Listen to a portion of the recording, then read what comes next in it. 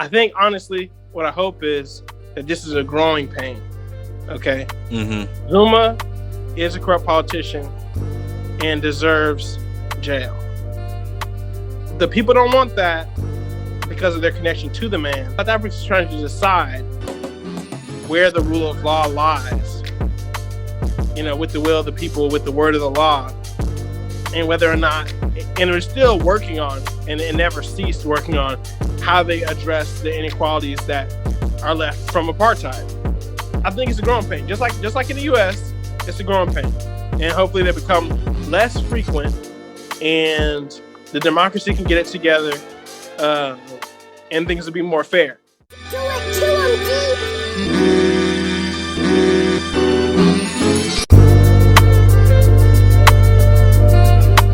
Welcome to Relatively Conscious. My name is Thomas Brown. Irvin Bryant. Shout out to the DJ for making our beats. At DW Made That on social media. Follow us on social media. That's at Kind of Woke on Instagram and Twitter. Relatively Conscious everywhere else. Just don't forget to like, comment, subscribe, follow us, share it with somebody for real. Let them know.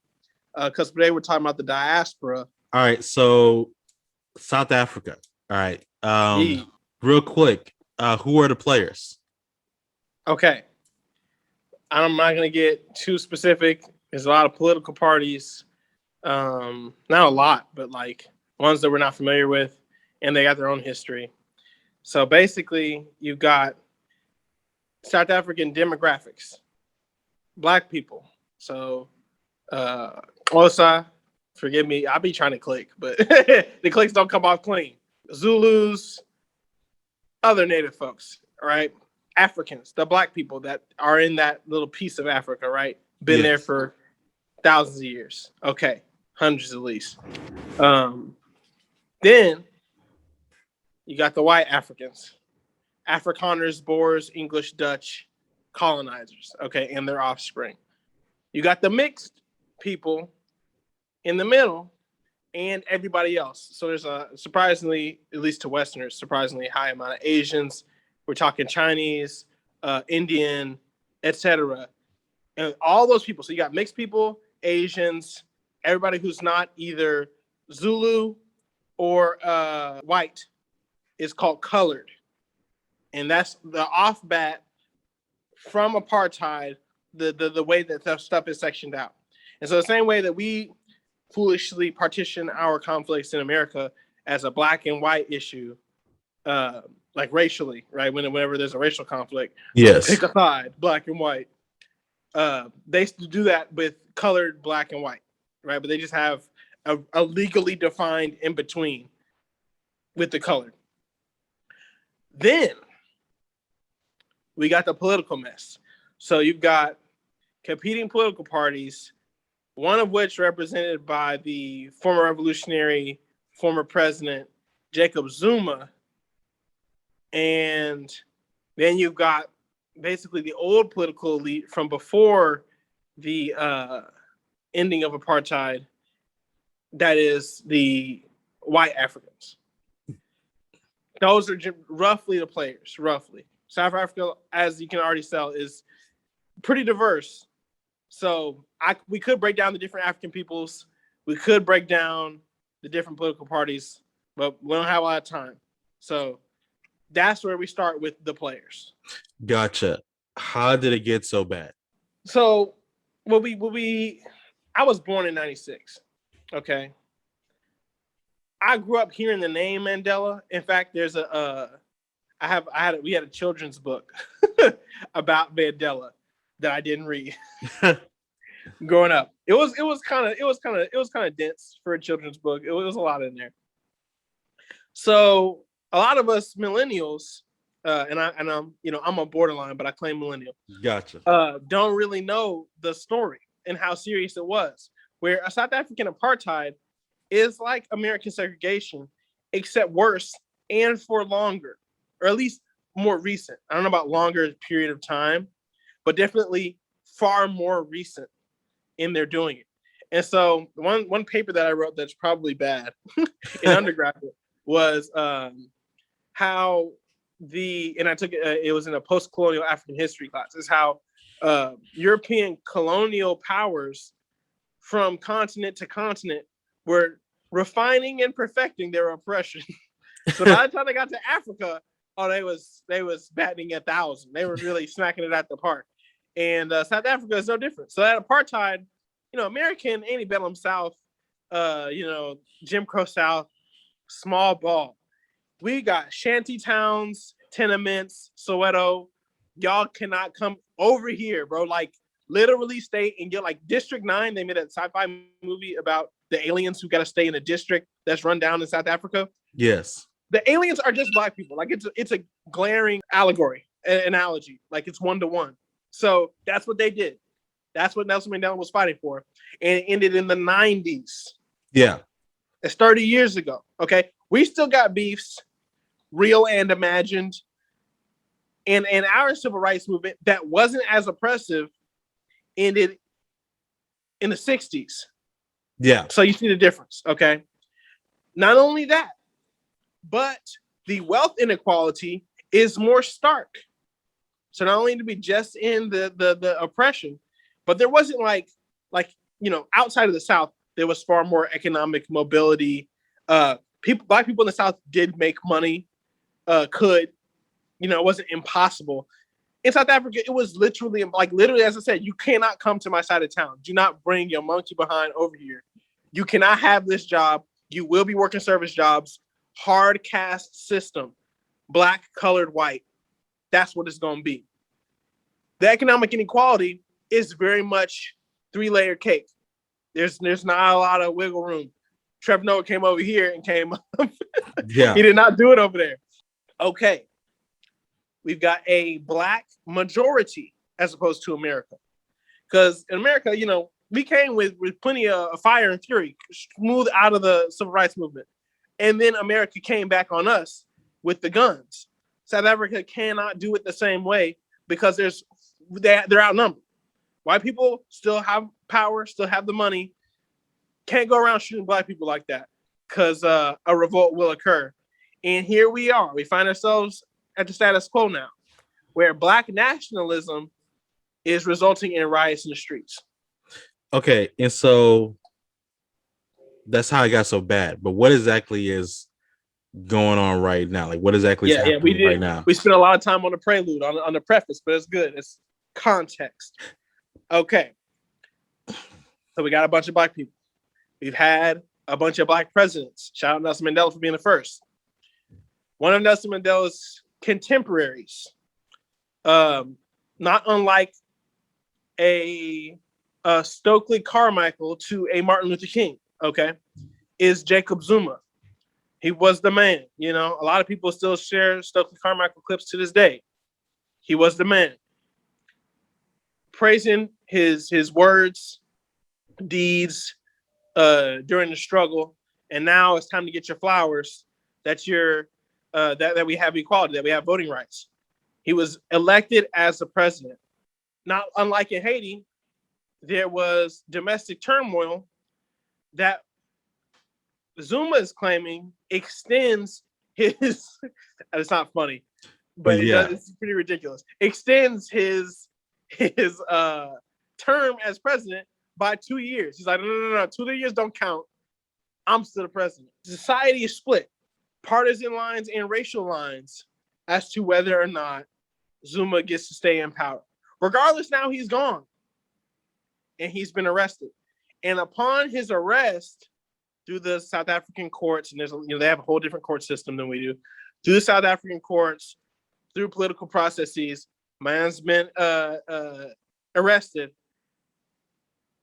The riots are beginning because you're not about to jail my guy. We just spent all this time struggling, and he come from my hood. He's from my tribe. He's from my people. He speaks my language. He look like me, and all these apartheid rulers scot-free. Okay, all these white people got potentially, I guess, but English and Dutch names running around here. Y'all was ruling before, scot-free. You now you own it in a safari or a game reserve. Now you own a diamond mine. What's up with that? But Jacob Zuma got to go to jail, and he just did a little bit of fraud. he did some fraud. He did some embezzlement. He did some fraud, but just a little bit. And he's a champion of the people. You can't take my man to jail. Why does it sound like Nino Brown to me?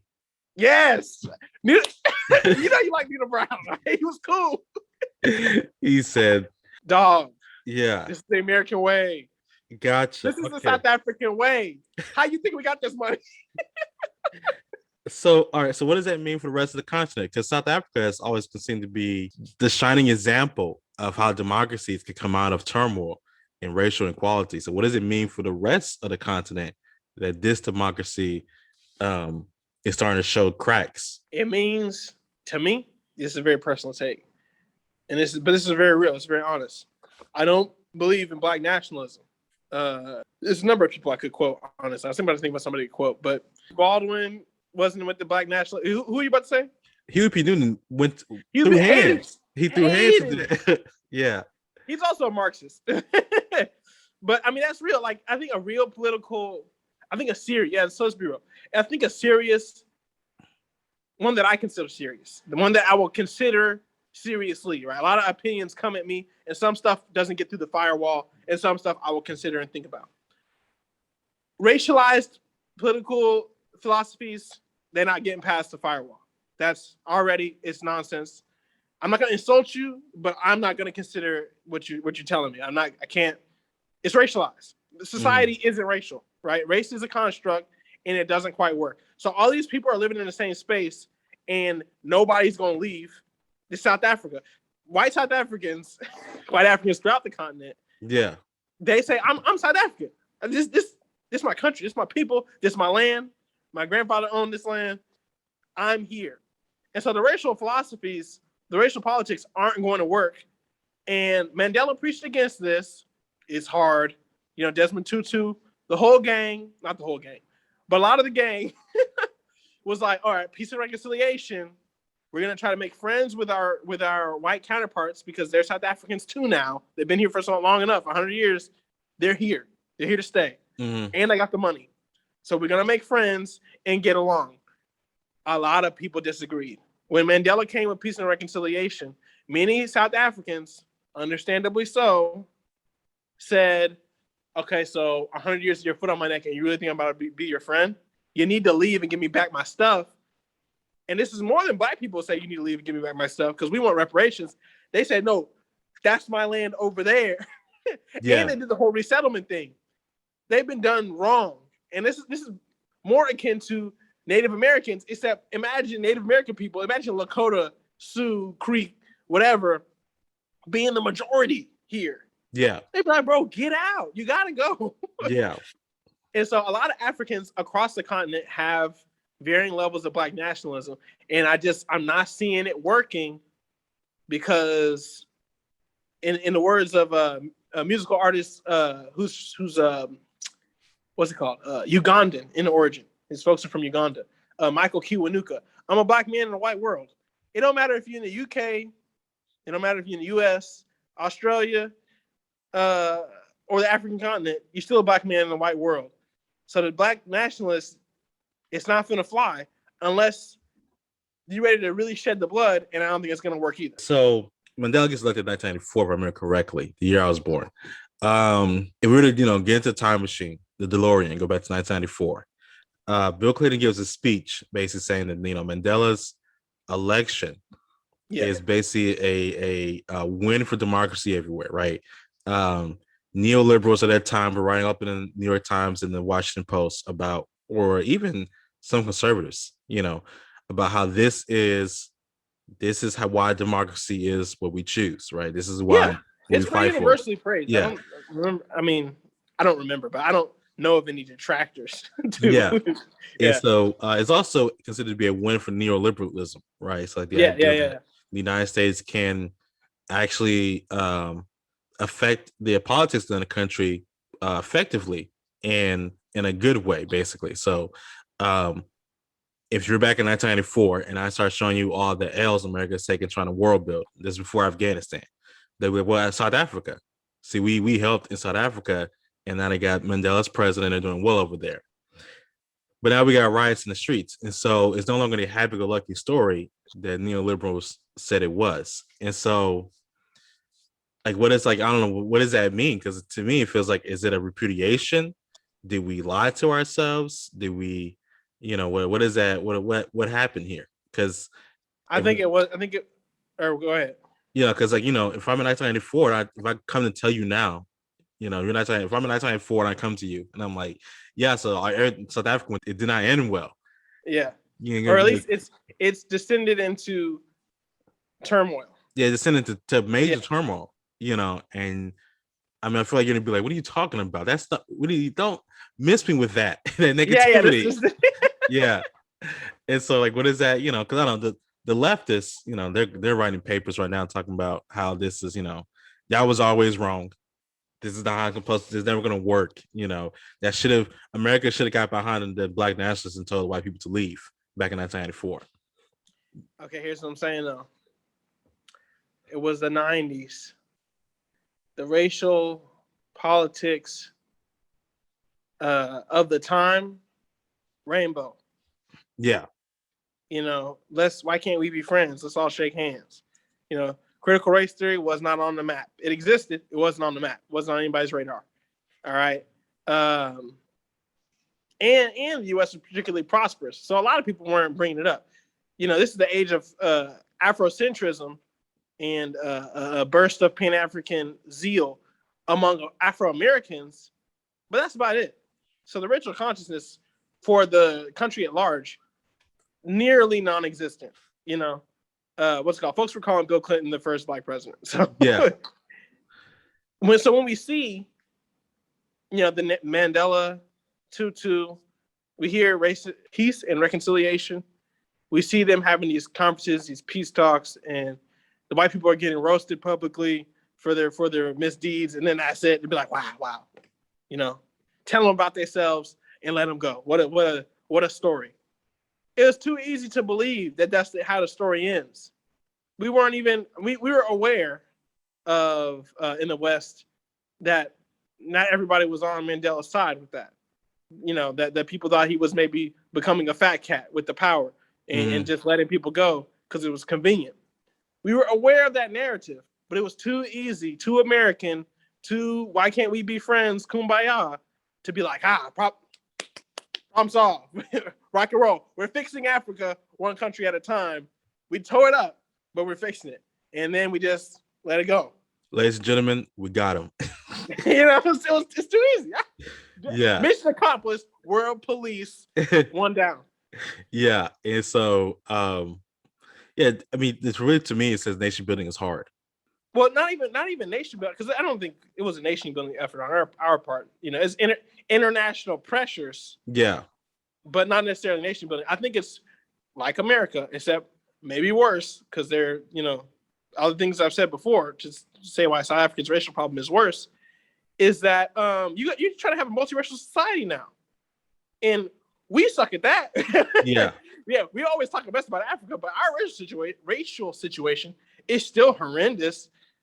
So they had a worse oppression, more recent oppression, and it's mostly Negroes over there. Oh, it's going to be bad. It's just going to be for the time being. To close it out, one thing I would say is that I feel like white people a lot of times they want these problems to be easy to solve, and so like in 1994 they did that. The problem is solved. We're good, because that's easy for me to do. And so like now if you come to talk to me about racism, I could be like, hey, look, I gave my money to the United Negro College Fund, and I helped vote for President Clinton, who got rid of apartheid in South Africa. I'm doing my part. I'm doing my part, taking care of my business. Please don't talk to me about racism, because it's I don't want to hear about it. It's a lot to deal with, and can I just give my money a couple places and call it a day?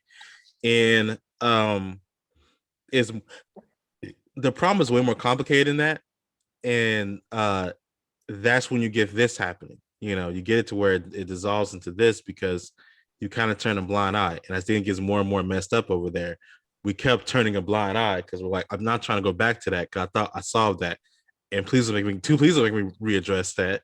That we just people don't want to deal with hard stuff. Which is why I don't blame President Bush too much when he flies in on the aircraft carrier and says mission accomplished, because he had elections in Iraq. like they had elections in Iraq. So now I'm saying our president is not, dictator anymore. And Iraq had elections, free and fair elections. Women got to vote. What more do you want from me? Tyrese style. And it's way more complicated than that. And I don't know though. I don't know how much we could do beyond giving pressures to end apartheid, because internal corruption, it's kind of it's a human problem. So corruption and racial injustice happens around the globe in different ways. I think honestly, what I hope is that this is a growing pain. Okay, Zuma is a corrupt politician and deserves jail. The people don't want that because of their connection to the man. South Africa is trying to decide where the rule of law lies, with the will of the people, with the word of the law, and whether or not, and we're still working on, and it never ceased working on, how they address the inequalities that are left from apartheid. And so you got, it's intersectional, pal, crossing lines, and, sometimes you got to do a little rioting. We do that in America every once in a while. I'm not pleased with it either way. Yeah. But I think it's a growing pain. Just like in the U.S., it's a growing pain. And hopefully they become less frequent and the democracy can get it together and things will be more fair. But they just stopped doing apartheid. So I say give them a second. All right, my name's Thomas Brown. Irvin Bryant. Peace. And then... Do it to him,